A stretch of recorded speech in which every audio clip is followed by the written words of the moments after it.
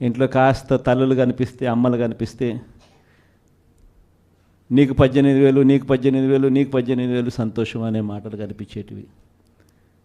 కాస్త పెద్ద వయసులో ఉన్న ఆ ఇంట్లో ఉన్న ఆ తల్లుల అమ్మలు కానీ, ఆ తల్లుల అత్తలు కానీ కనిపిస్తే, 50 ఏళ్ళు దాటిన ఆ అమ్మలు కనిపిస్తే వాళ్లకు నీకు 48,000, నీకు 48,000, నీకు 45,000 అని చెప్పేవాళ్ళు. ఆ ఇంట్లో నుంచి ఉద్యోగం ఎత్తుకే వయసులో ఉన్న పిల్లోడు ఎవడన్నా కనిపిస్తే, ఒక 20 ఏళ్ళ పిల్లోడు ఎవడన్నా కనిపిస్తే నీకు 36,000, నీకు 36,000, నీకు 36,000 అని చెప్పి, ఆ ఇంట్లో నుంచి రైతు బయటకు వస్తే నీకు 20,000, నీకు 20,000, నీకు 20,000 అని చెప్పే పరిస్థితి.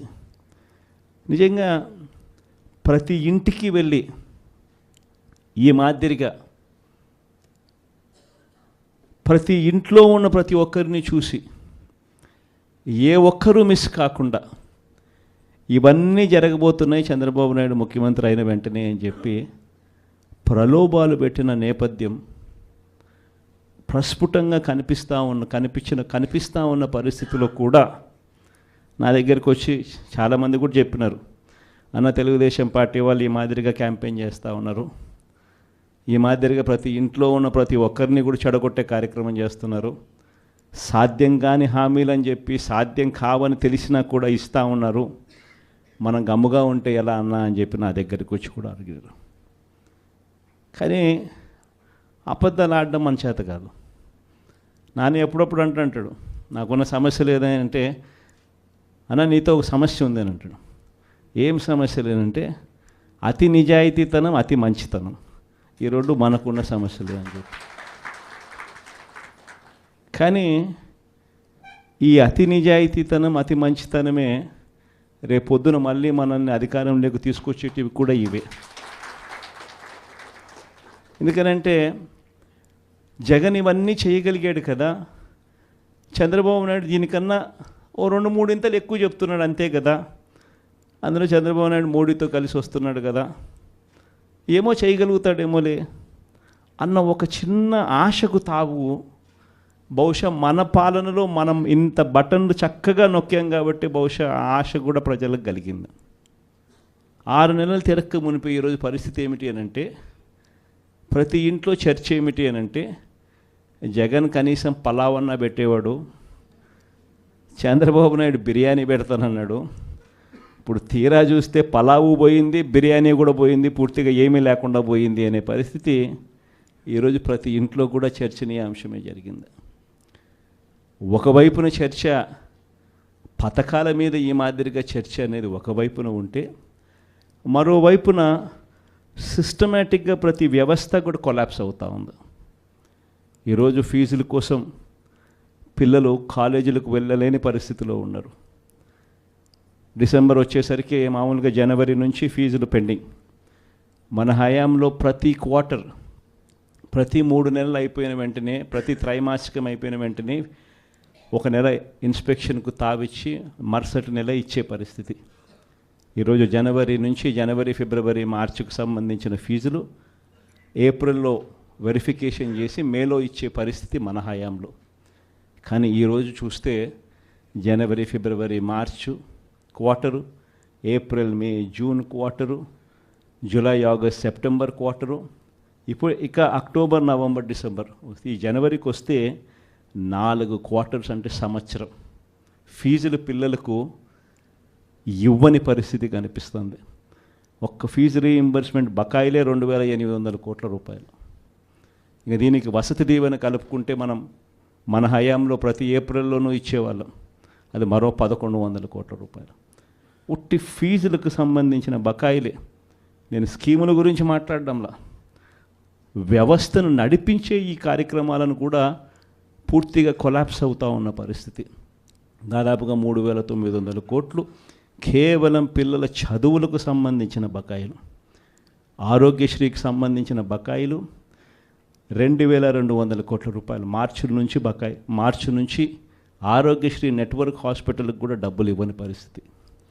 ఈరోజు పేదవాడు ఎవడు కూడా హాస్పిటల్ గడప ఎక్కాలంటే డాక్టర్లు వైద్యం ఉచితంగా అందిస్తారు అన్న నమ్మకం ప్రజల్లో సన్నగిల్లిన పరిస్థితి. దాదాపుగా మన హయాంలో నెలకు మామూలుగా 300 కోట్ల రూపాయలు ఆరోగ్యశ్రీ బిల్స్. మార్చి నుంచి ఇప్పటిదాకా ఒక్క బిల్లు ఇవ్వాల. దాదాపుగా 2200 కోట్ల పై చిలుకు బకాయిలు. ఆరోగ్య ఆసరా గురించి ఇంక నేను చెప్పాల్సిన పనిలో అసలు ఆరోగ్య ఆసరా ఉందా, ఎక్కడుంది అని అనుకునే పరిస్థితులకి ఈరోజు ప్రజలు వచ్చినారు. 104, 108 ఫోన్ నెంబర్ కొట్టినా కూడా అంబులెన్స్ వస్తుందన్న నమ్మకం లేదు. వాళ్ళకు బకాయిలే, వాళ్ళు స్ట్రైకులు, ధర్నాలే. ఇలా సిస్టమేటిక్గా చదువులైతేనేమి,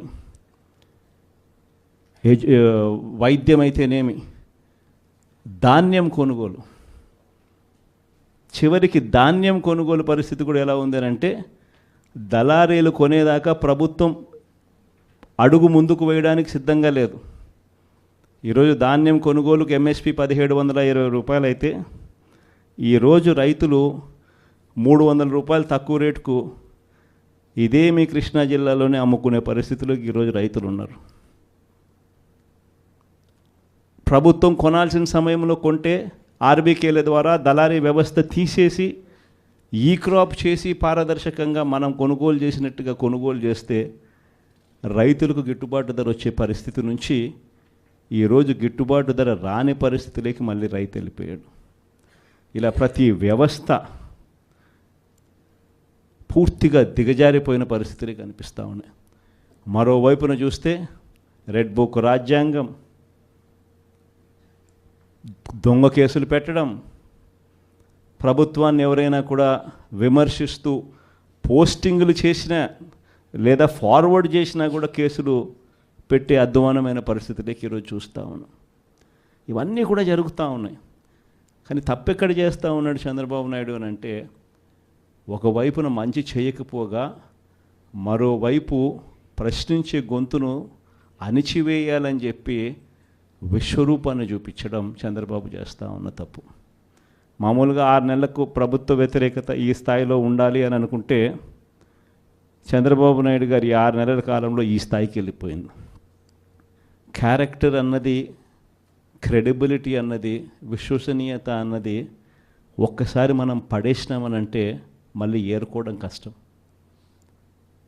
కష్టకాలంలో ఉన్నప్పుడే మనకు అదొక పరీక్ష. ఏ రోజైనా కూడా ఎల్లకాలం కష్టాలు ఉండవు. ఒక చీకటి వచ్చిన తర్వాత పగలు రాక తప్పదు. ఇది మనకు సృష్టి నేర్పిన రహస్యం. కాబట్టి ఖచ్చితంగా ఇది గుర్తుపెట్టుకోండి. కష్టాల్లో ఉన్నప్పుడు మనం గట్టిగా పోరాటం చేయగలిగితే మనం మళ్ళీ తిరిగి నిలబడగలుగుతామన్నది మాత్రం ఖచ్చితంగా గుర్తుపెట్టుకోండి. ఈ సంక్రాంతి తర్వాత నేను కూడా ఇక జిల్లాల బాట పడతాను. ఇనిషియలీ ప్రతి బుధవారము, గురువారము, బహుశా జనవరి నెలాఖరు నుంచి మొదలు పెడతాను అనుకుంటున్నా. ప్రతి వారం బుధవారం, గురువారం నేను కూడా జిల్లాల్లోనే పడుకుంటా. ప్రతి పార్లమెంటు ఒక యూనిట్ కింద తీసుకొని నేనే అక్కడికి వచ్చి నేనే బస చేస్తా. బుధవారం అంతా కార్యకర్తలతో 3 కాన్స్టిట్యున్సీసు, గురువారం అంతా మరో 4 కాన్స్టిట్యున్సీసు కార్యకర్తలతోనే మమేకమయ్యే కార్యక్రమాలు, పూర్తిగా కార్యకర్తలకి కేటాయింపు చేసే కార్యక్రమాలు చేస్తాం. సో అక్కడే ఉంటూ కార్యకర్తలతో మమేకమవుతూ కార్యకర్తలతో తోడుగా ఉండే కార్యక్రమం, కార్యకర్తలకు దగ్గరయ్యే కార్యక్రమం కూడా చేస్తాం.